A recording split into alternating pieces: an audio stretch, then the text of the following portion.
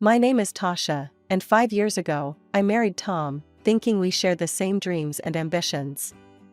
We moved into my luxury apartment on the top floor of a high-rise building, with a view that took my breath away every time I looked out the window.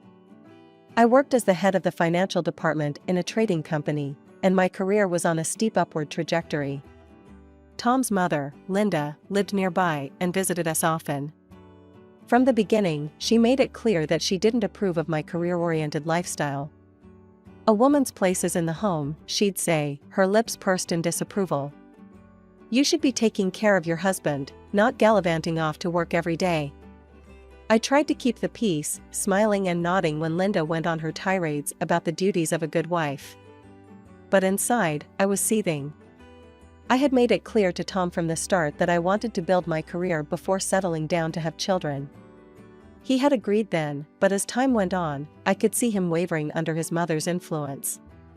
One evening, after a particularly long day at work, I came home to find Tom and Linda sitting at our dining table, heads close together in conversation. They fell silent as soon as I walked in, and I felt a chill run down my spine. "Tasha," Tom said, his voice tight. "We need to talk." I dropped my bag and sat down, my heart pounding. "What's wrong?" Linda spoke up first. "Tasha, dear, we're worried about you. All this work, it's not healthy. You're neglecting your home, your husband. When are you going to start thinking about having children?" I took a deep breath, trying to keep my temper in check. "Linda, Tom and I have discussed this. We agreed that we'd focus on our careers first, then think about starting a family." Tom shifted uncomfortably in his seat. "Tasha, maybe it's time to reconsider. We're not getting any younger, and Mom's right. The apartment's a mess, and I'm tired of eating takeout every night." I couldn't believe what I was hearing. "Tom, are you serious? We talked about this. You know how important my job is to me. More important than your family?" Linda interjected, her voice sharp. I stood up, my chair scraping loudly against the floor. "My job is how I'm building a future for our family. I thought you understood that, Tom." I stormed out of the room, locking myself in our bedroom. As I lay on the bed, staring at the ceiling, I couldn't shake the feeling that this was just the beginning of my troubles. Little did I know how right I was. The next morning, I left for work before Tom woke up. As I rode the elevator down to the lobby, I made a promise to myself. I wouldn't let anyone, not even my husband, derail my ambitions. I had worked too hard to get where I was, and I wasn't about to give it all up now. I arrived at the office earlier than usual and stayed late into the night, determined to prove my worth. My dedication didn't go unnoticed. A few hours later, my secretary buzzed me. "Mrs. Thompson, the president would like to see you in his office." My heart raced as I made my way to the top floor. Mr. Johnson, our company president, was known for his shrewd business acumen and his tendency to spring surprises on his employees. "Tasha, come in," he said as I knocked on his door.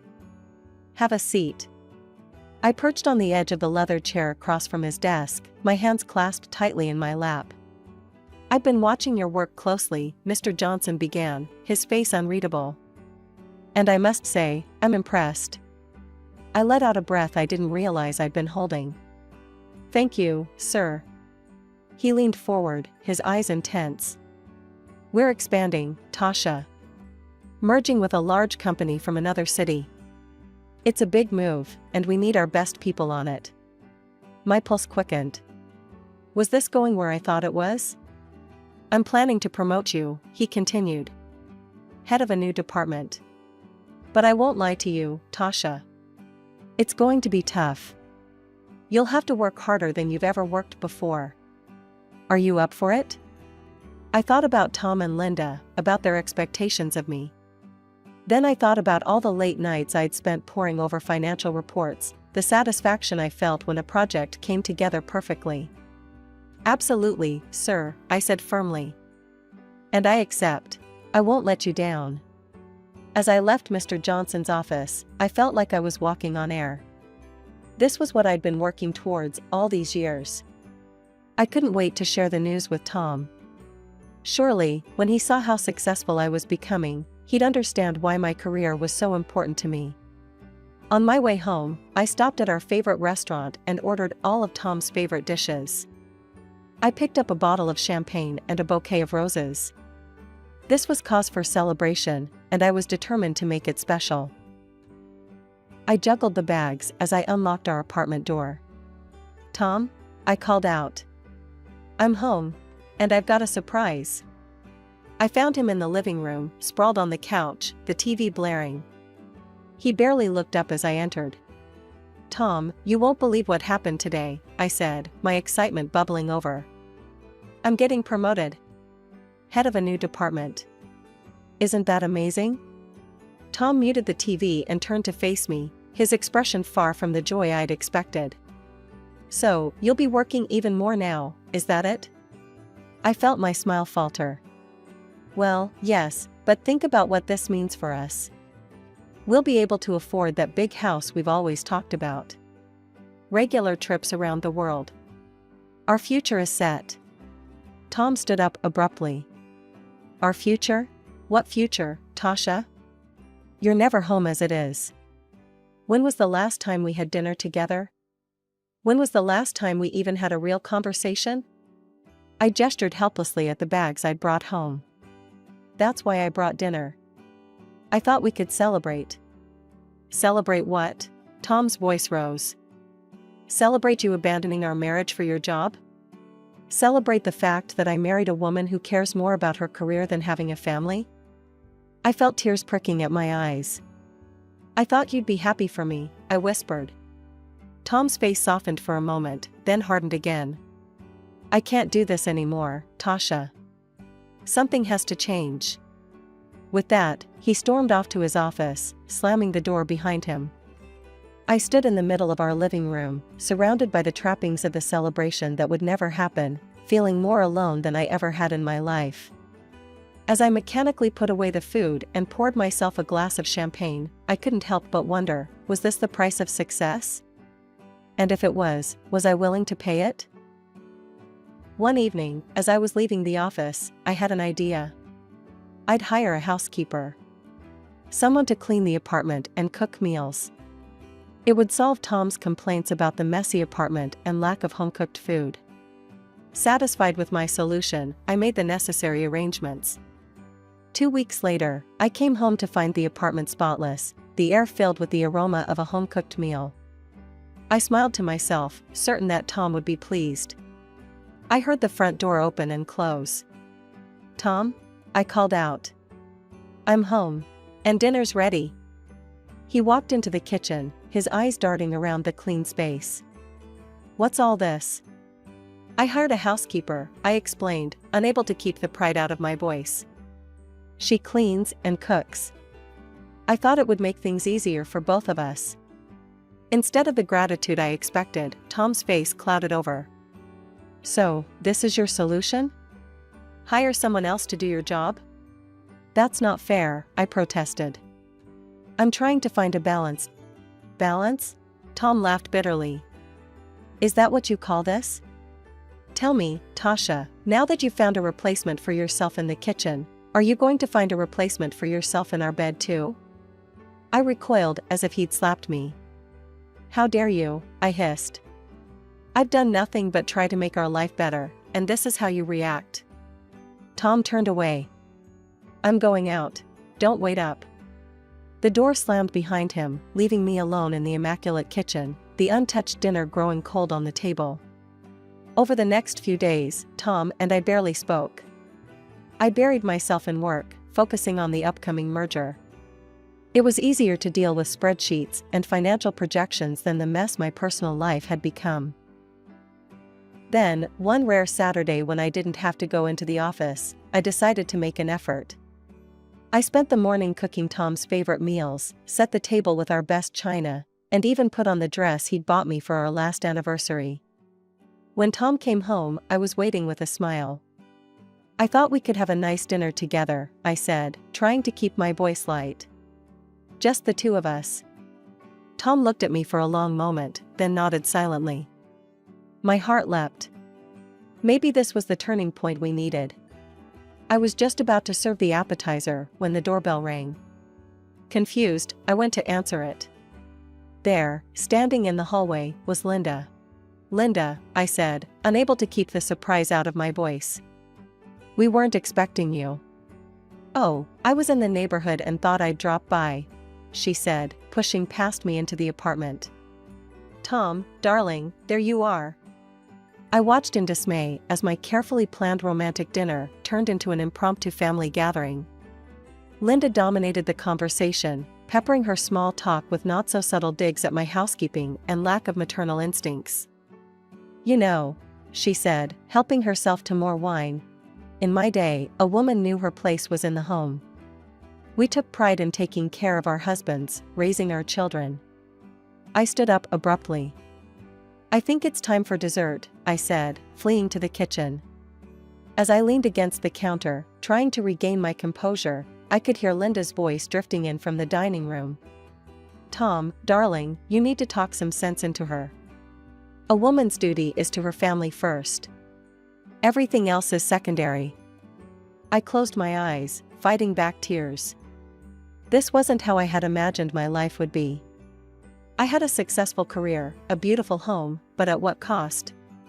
As I listened to Linda's continued lecture on the virtues of traditional family values, I couldn't help but wonder if I had made a terrible mistake somewhere along the way.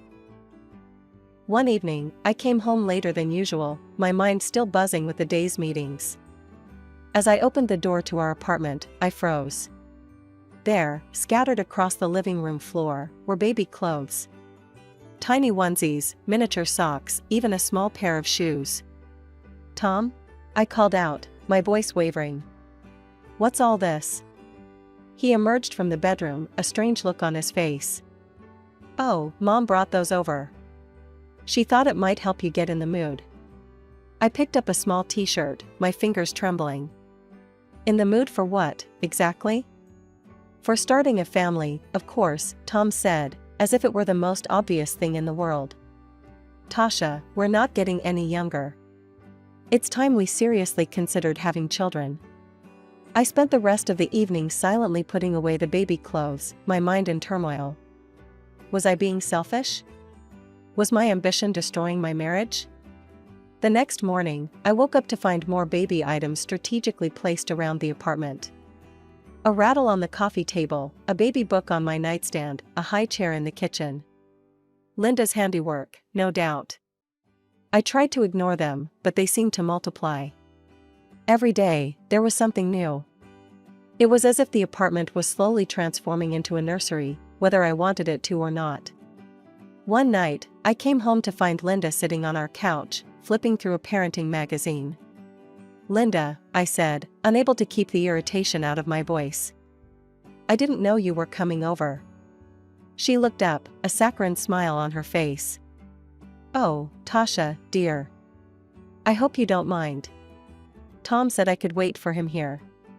He's just popped out to get some groceries." I nodded stiffly, heading to the bedroom to change. When I came back out, Linda was standing by the window, looking out at the city skyline. "You know, Tasha," she said, not turning around. "A view like this is wasted on just two people. Imagine how lovely it would be to have a child toddle up to this window, their little hands pressed against the glass, eyes wide with wonder." I felt a headache coming on. "Linda, I appreciate your concern, but Tom and I will decide when we're ready for children." She turned to face me, her eyes hard. "And when will that be, Tasha? When you've worked yourself into an early grave? When it's too late?" I opened my mouth to argue, but at that moment, Tom walked in, arms full of grocery bags. He looked between us, sensing the tension. "Everything okay here?" he asked cautiously. Linda's demeanor changed instantly. "Oh, everything's fine, darling. I was just having a little chat with Tasha about family planning." Tom's eyes lit up. "Really? That's great. I knew you'd come around, Tasha." I felt cornered, outnumbered. I need some air," I mumbled, grabbing my coat and rushing out of the apartment. A few weeks later, I stumbled through the front door, exhausted from another long day at work. The sight that greeted me stopped me in my tracks. There, padding around our living room in fluffy pink pajamas, was Linda. "What's going on here?" I demanded, my voice rising with each word. Tom emerged from the kitchen, a defiant look on his face. "I've decided that Mom is going to live with us. You're always at work, always away from home. I'm tired of being alone." I couldn't believe what I was hearing. "You decided? Without even discussing it with me? When are you ever here to discuss anything?" Tom shot back. I turned to Linda, who was watching our exchange with a smug smile. "You can't stay here. This is my home." Tom's face darkened. "If you're not happy with this arrangement, you can get out." I felt like I'd been slapped. "Excuse me? I bought this apartment before we even got married. It's registered in my name. You can't kick me out of my own home." Linda stood up, her face twisted with anger. She took a threatening step towards me. "Now listen here, you ungrateful." I held up a hand, stopping her in her tracks. "Don't come any closer, Linda. If you lay a hand on me, I'll call the police." Linda's face crumpled. She collapsed onto the sofa, clutching her chest dramatically. "Oh, Tom," she wailed. "Did you hear that? She threatened to call the police on me." "Your own wife, threatening your mother? Oh, how she's hardened. That awful job of hers has turned her into a monster." Tom rushed to his mother's side, shooting me a venomous look. "How could you, Tasha? Your own mother-in-law." I couldn't take it anymore. Without another word, I stormed off to the guest bedroom, locking the door behind me.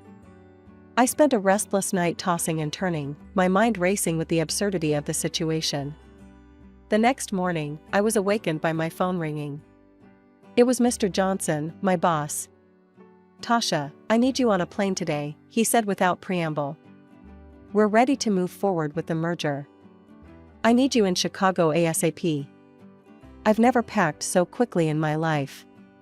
As I wheeled my suitcase to the front door, I was met with the stony faces of Tom and Linda.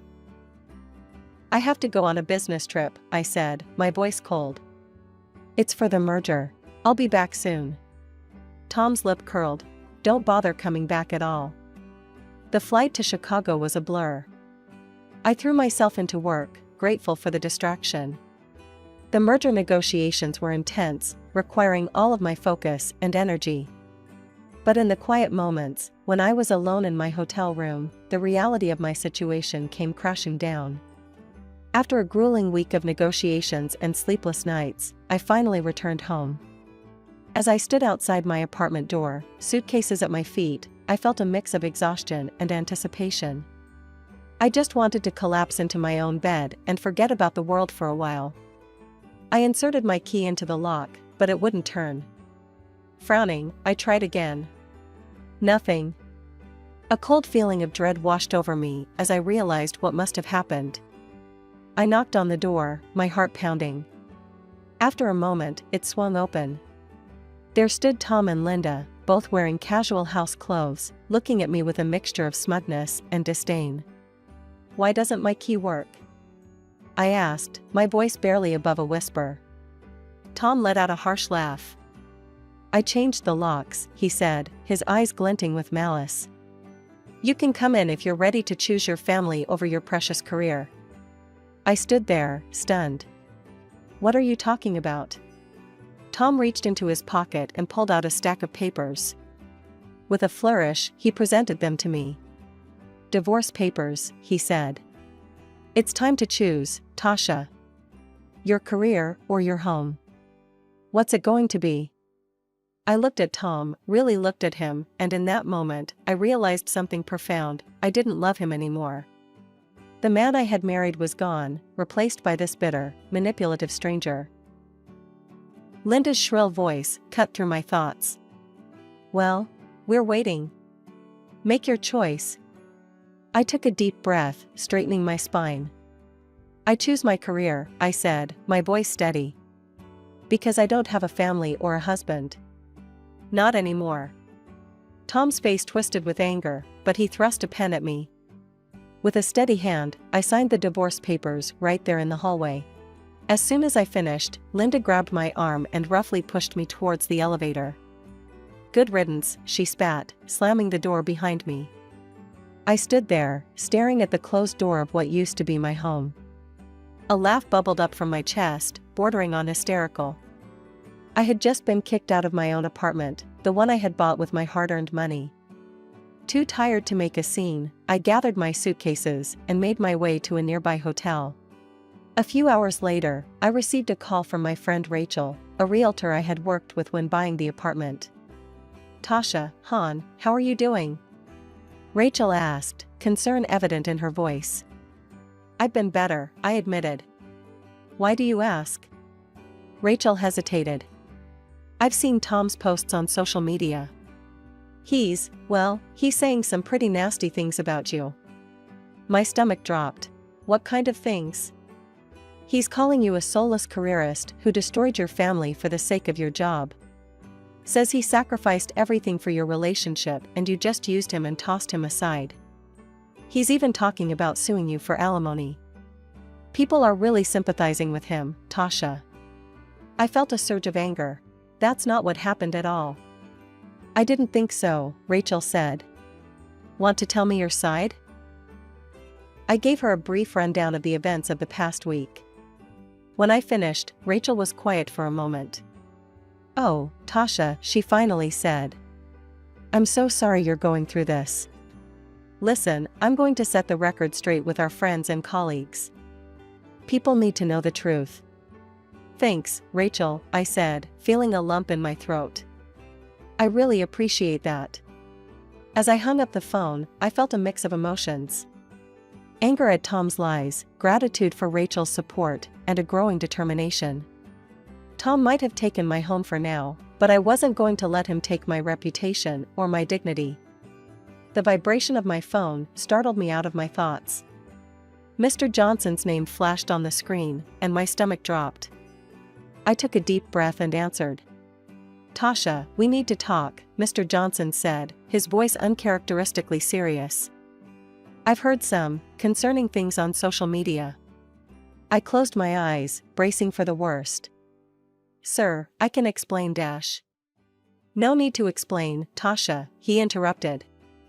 "I want to hear your side of the story." Relief washed over me. I took a deep breath and launched into the whole sordid tale, the arguments, Linda moving in, being locked out of my own apartment, and Tom's social media smear campaign. When I finished, there was a long pause on the other end of the line. Then, to my surprise, Mr. Johnson chuckled. "Tasha, do you really think I'd believe that nonsense your ex is spouting?" he said. "I know you. I've seen your dedication, your work ethic. Don't let this affect your confidence. You have every right to defend yourself, and I want you to know that the company stands behind you." Tears of relief pricked at my eyes. "Thank you, sir. You don't know how much that means to me." A couple of days later, my phone pinged with a social media notification. Tom was doing a live broadcast from my apartment. Curious, I tapped on the video. There was Tom, grinning at the camera, surrounded by a film crew. "Hey everyone! Exciting news, we're about to start a major renovation on our apartment. The crew from Extreme Makeover, Home Edition will be here in 2 weeks to transform this place." I stared at the screen, a plan forming in my mind. Instead of anger, I felt a sense of calm determination. I picked up my phone and dialed Rachel's number. "It's Tasha. I need a huge favor," I said the moment she answered. "I need you to sell my apartment. Fast. Like, within 2 weeks fast." Rachel let out a low whistle. "That's a tall order, Tasha. What's the rush?" I quickly explained about Tom's renovation plans. "I need new owners in there before that film crew arrives." "But Tasha, how am I supposed to show the apartment? Tom changed the locks, remember? I sent her the most recent photos I had of the place. These will have to do." "I know it's not ideal, but..." Rachel cut me off with a laugh. "Oh, honey, you underestimate me. I've got a couple who've been looking for exactly this kind of place in this area. they trust my judgment. With these photos and the reputation of the building, I think I can make this happen. 2 weeks flew by in a blur of work and anticipation. Before I knew it, the day of the big renovation reveal had arrived. I sat in my hotel room, laptop open, watching the live stream with bated breath. The camera panned across my former apartment, now filled with an excited film crew and construction workers. Tom and Linda stood in the center, beaming at the cameras. "We're so excited to start this renovation," Tom was saying, his arm around Linda's shoulders. "It's time for a fresh start, a new chapter in our lives." Just as the host was about to give the signal to start demolition, there was a commotion off camera. The door burst open, and in walked a smartly dressed couple, followed by a familiar face, Rachel. "I'm sorry, but you can't renovate this apartment," the man said, holding up a stack of papers. "It belongs to us now." The camera swung wildly as confusion erupted. Tom's face went from shock to anger. "What are you talking about? This is my home." Rachel stepped forward, her voice calm but firm. "Actually, Tom, this apartment belonged to your ex-wife, Tasha. She sold it to this lovely couple 2 weeks ago. Your signature on the renovation documents is a forgery." The host of the show turned to Tom, his face livid. "You forged documents? Do you have any idea how much trouble you've caused?" Tom and Linda's faces turned a deep shade of red as the host continued to berate them on live television. The scandal unfolded in real time, with millions of viewers watching as Tom's lies came crashing down around him. I couldn't help but laugh, feeling a mix of vindication and relief. It was over. I had won. With the proceeds from the sale of the apartment, I made a bold move. I bought a charming little house in the city where our company had just completed its merger. It felt poetic, somehow a new home in the city where my career was taking off. To my delight, Mr. Johnson appointed me as the head of our newly acquired company. It was a challenge, but one I was more than ready for. Weeks later, I found myself face to face with Tom again, this time in a courtroom. He had the audacity to demand half of the proceeds from the apartment sale, plus alimony. I watched with satisfaction as the judge denied his claims, citing his attempt to unlawfully seize my property and the forged documents. As we left the courthouse, Tom approached me, his earlier bravado replaced by desperation. "Tasha, please," he begged. "I'm sorry for everything. Can't we start over? Give our marriage another chance?" I looked at him, really looked at him, and felt nothing. No anger, no sadness, just a profound sense of freedom. I laughed, not unkindly, but with finality. "No, Tom," I said, shaking my head. "We can't start over. But I can start anew, and that's exactly what I'm doing." As I walked away, I felt lighter than I had in years. My career was soaring, I was leading a successful merger, respected by my peers and superiors alike. I had a beautiful new home, one that was truly mine.